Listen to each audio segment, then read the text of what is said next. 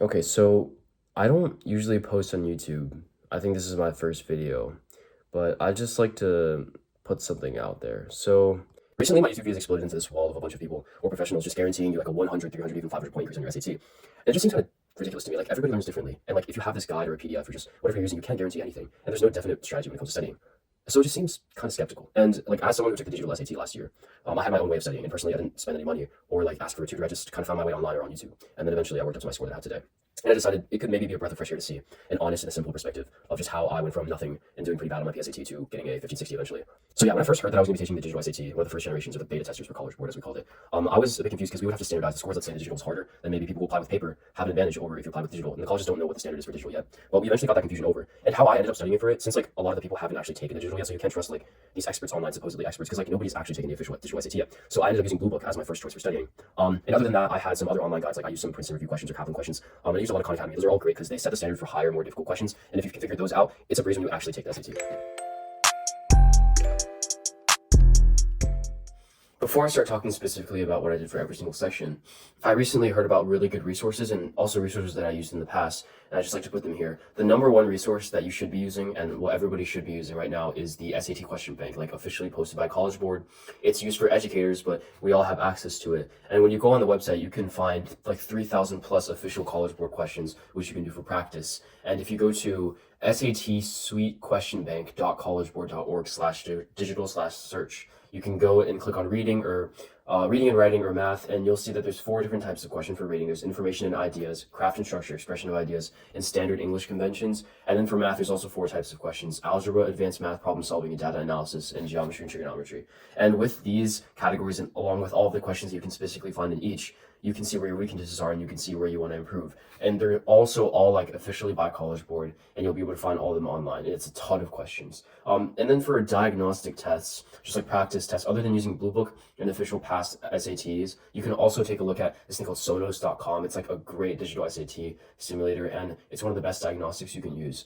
And then SAT Panda also has like thousands of questions. Crack AP has thousands of questions. There's so many different websites that lets you just like go through either questions that used to be in the actual exam or questions written by professionals that are simulated for the exam, and they'll help you out a lot. And they're also categorized into these four categories for both the reading and writing and math section. And so those, if you just want to do problems over and over and over again, like I said before, instead of using options like the Princeton Review and Kaplan, which are harder than these SAT questions that are official, you can take a look at ones that are on the same level, and you can get better practice. So first, I'll start off with reading. I actually have a pretty controversial view on this subject, because like personally, I've seen like two main paths from how my friends have gotten a 760 to 800 score on reading. It's either these friends who have like no experience, like no practice whatsoever, and they get a near perfect score on their first try or second try. But this only happens with like, I have a few friends who are extremely smart. Like I'm telling you, USIMO level smart. It's not even funny. Like there's no competing with them. And then there's like this other category of kids who also score really well on their first try. But they've also read like thousands of books since they were like 3 years old. They've read everything from like Percy Jackson to like David Sinclair. It's crazy. They just have like 12 yottabytes of information in their brain that they can spew out. Quiz Bowl masters, you know.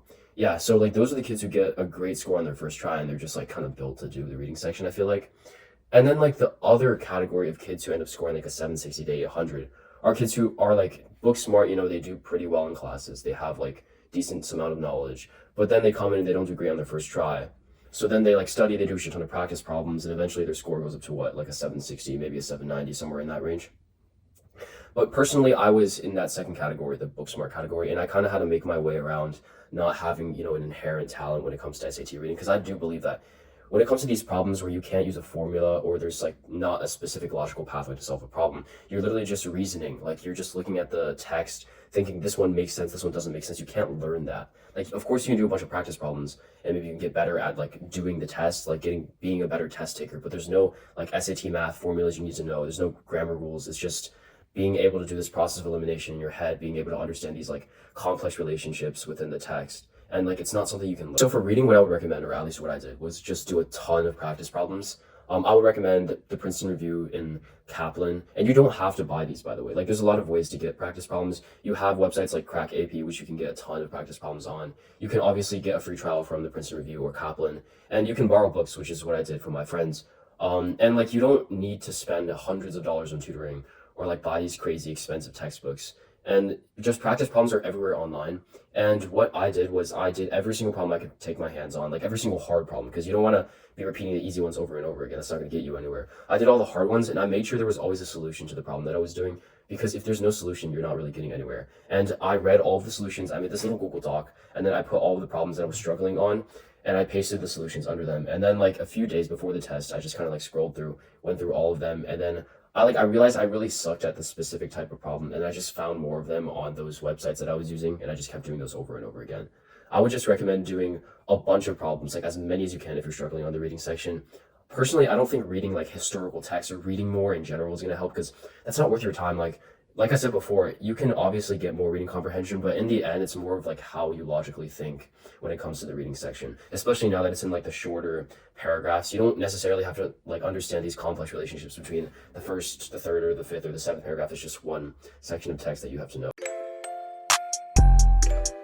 And then there's the two sections which I believe you can actually improve on pretty easily, or if you just try hard enough, it's not like a lost cause. Grammar and math, and like both of these rely on like rules or formulas, and you can just apply them over and over again. And it's a lot easier to improve, like I said before. So let's start with grammar. Honestly, grammar was kind of like a lost cause for me, because from the start I just sucked at grammar. I actually think my split was like the 1560 was -2 on reading, and like I got 6 wrong or 4 wrong on grammar, something like that. It's pretty bad. But for grammar, if I'm going to be brutally honest, I kind of gave up on studying for grammar a little bit into SAT studying, because I just didn't really see myself memorizing thousands of vocabulary words just for getting those 3 vocab questions right, and like maybe a 10-point bonus from what I had before. Like, it's not worth those hundreds of hours scrolling through those Quizlet sets on a gamble that you'll see the same vocab question on the test. Like, it's really not worth it. And then for all of the other problems, a lot of the things that me and my friends did was actually find these guides online, and there's these great YouTube videos too. I'm actually just gonna put the links here, but there's PDF, there's YouTube videos just with every single grammar rule you need to know. And I made a Google document with my friends, and we just like put all of them on there with examples under the definition. And then we put practice problems where we saw this happen. Like, we just did the Command Shift 4 on the Mac, took the screenshot, pasted it in the document. We just had this huge list going on, which whenever we were bored, we could just go on there and study for grammar. And it honestly didn't take too long, because when you see a problem for more than like 1 or 2 times, and it's grammar too, like, you're just gonna fly through it. You know how to apply it, and you know the rule. And then for grammar, there's these problems like sometimes that come up that are similar to the reading section. They're also intuitive, maybe a little bit of reading comprehension that goes into the problem that also slightly has to do with grammar. And for those, it's the same as reading section. Like, just do as many problems as you can, and create a Google Doc, a spreadsheet for the questions you struggle on, the categories of question, the type of question you struggle on. Put the solutions in the Google Doc under the problem. Just review them when you have time. And that's like honestly the best way you can do it. Finally, there's the math section, which, like, if you grew up in an environment like me, you've had a great math education coming from elementary and middle school. And like, you don't really need to study for math that much, honestly. But I also have friends who've struggled a lot, but they've seen them like go from 600 to like 750, these huge jumps. And they just need the proper materials to study, because in the end, it's just formulas. And I'm just going to list some of the like ultimate PDF or like formula guides right here that I found online and that my friends have used. And then one of the biggest things about the digital SATs math is Desmos, which is like, it's such a crazy ad. Like, whenever I thought of the digital SAT back then before it came out, I did not think of Desmos. Desmos just breaks the system. There's so many problems that you can answer, like, where you don't even think you need to use Desmos. You can actually use Desmos to find the solution. Like, you can graph y equals 0. You're going to find the intersections, the zeros. You can do translations on Desmos. If you know the formula for like ellipses, for circles, for quadratics, like all of those, if you know point slope form, y-intercept, you can just like use those to crack open so many different problems that like usually you would have to do on paper to like solve this system of equations. But then on Desmos, you just put those equations there and they show you the intersection of the two functions. You just have the answers. Like, so many questions can be done in like 30 seconds, when previously on the paper you would have to, set up everything and then like graph it, maybe even draw like coordinates. Like, it's crazy.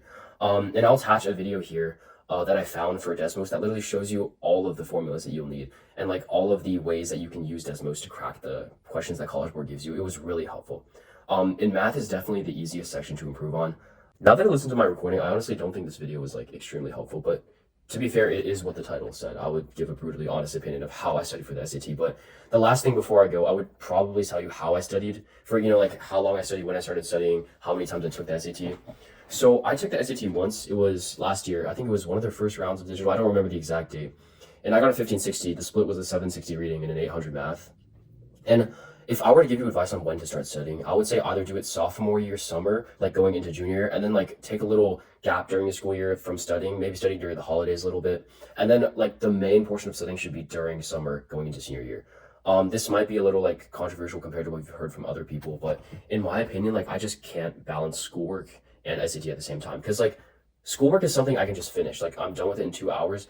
But the SAT is like this infinite burden. Like you're never done. You can like study as much as you want. So there's no like set time limit. And if I finish homework and then I look at my agenda and I still have like 2 hours of SAT to do, like it's not gonna help my mental health. So honestly, the play is to just study during summer. Wake up at like 9. Don't wake up at like 4 in the morning. Get your morning routine in. Maybe like drink some tea. I don't know what y'all do, but like I take a walk outside. Play some basketball.